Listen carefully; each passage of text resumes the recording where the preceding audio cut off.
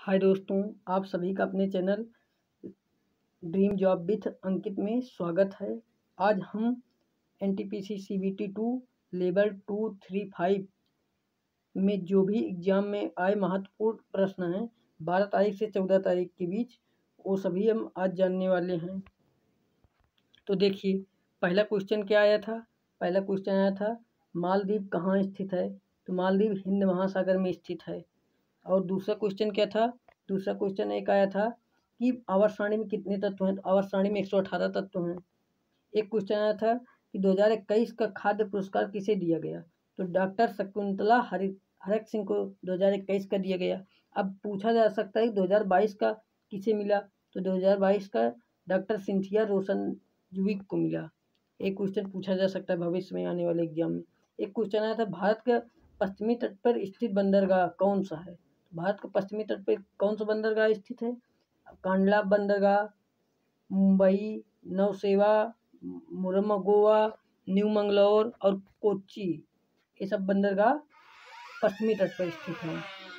अब देखते हैं कि पूर्वी तट पर कौन सा बंदरगाह स्थित है।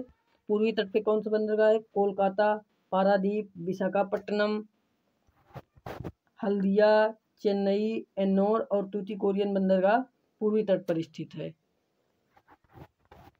अब देखते हैं रत्नावली किसकी पुस्तक है। रत्नावली हर्षवर्धन की पुस्तक है।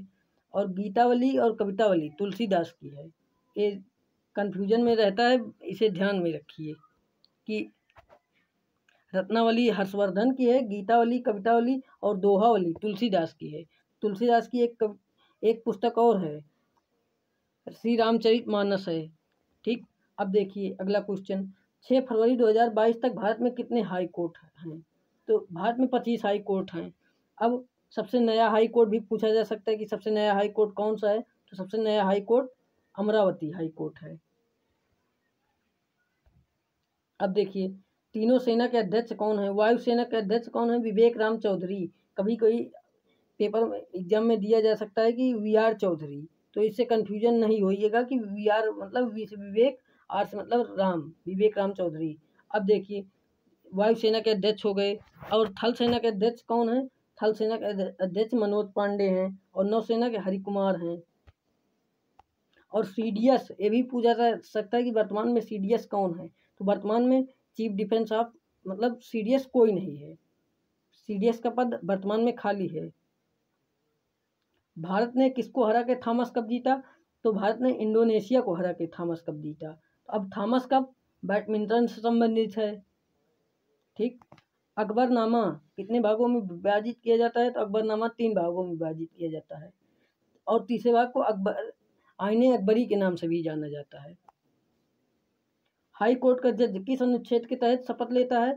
हाई कोर्ट का जज अनुच्छेद 219 के तहत शपथ लेता है। शपथ कौन दिलाता है। राज्यपाल शपथ दिलाता है। और हाई कोर्ट के जज की नियुक्ति कौन करता है। राष्ट्रपति करते हैं।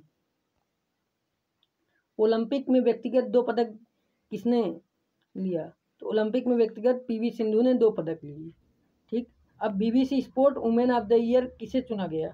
BBC sport women of the year Mirabai Chanu को चुना गया। संसद में कितने सदस्य हैं। ये भी क्वेश्चन पूछा गया था कि संसद में कितने सदस्य हैं। तो संसद में 3 सदस्य, मतलब संसद में राष्ट्रपति और लोकसभा राज्यसभा 3 हैं। अब क्वेश्चन कैसे पूछा गया था ये नहीं मालूम, लेकिन कभी भी अब भविष्य में क्वेश्चन आए कि संसद में कौन नहीं है, तो उसमें ये जानिए कि राष्ट्रपति, लोकसभा और राज्यसभा 3 हैं। ठीक। अब पेपरलेस सरकार कौन सा देश हुआ है। कौन सा देश पेपरलेस, पूरी तरह से पेपरलेस। UAE पूरी तरह से पेपरलेस हो चुका है। UAE की राजधानी अबू धाबी है। सत्यशोधक समाज के संस्थापक कौन है। सत्यशोधक समाज के ज्योतिबा फूले हैं। सत्यशोधक समाज के ये क्वेश्चन अभी PCS में भी आया था और रेलवे NTPC CBT 2 में भी आया था। 12 तारीख को शायद आया था ये क्वेश्चन। तेलंगाना किस स्टेट से अलग होकर बना। तो तेलंगाना आंध्र प्रदेश से अलग होकर बना।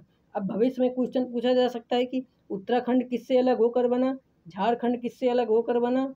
और बिहार और छत्तीसगढ़ किससे अलग होकर बना। तो उत्तराखंड उत्तर प्रदेश से अलग होकर 2000 में बना था। और ये तेलंगाना 2 जून 2014 में आंध्र प्रदेश से अलग हुआ था। और उत्तराखंड 2000 में उत्तर प्रदेश से अलग होकर बना था, तो 2000 में ही मध्य प्रदेश से अलग होकर छत्तीसगढ़ बना था और बिहार से अलग होकर झारखंड बना था। अब क्वेश्चन एक पूछा गया था, हरित क्रांति के जनक कौन है? तो हरित क्रांति के जनक MS स्वामीनाथन है। ठीक, भारतीय जनक, अब भारतीय जनक पूछा गया था कि अब श्वेत क्रांति के भारतीय जनक कौन है? वर्गीज कुरियन है। ठीक, अब एक क्वेश्चन आया था कि थार के मरुस्थल को पाकिस्तान में किस नाम से जानते हैं? तो थार के मरुस्थल को पाकिस्तान में चोलिस्तान के नाम से जानते हैं। ये सभी क्वेश्चन NTPC CBT 2 के एग्जाम में आए थे। तो कृपया कर आप जिन्होंने वीडियो को पूरा देखा है वो बहुत बहुत धन्यवाद। आपका पेपर बहुत बढ़िया जाए।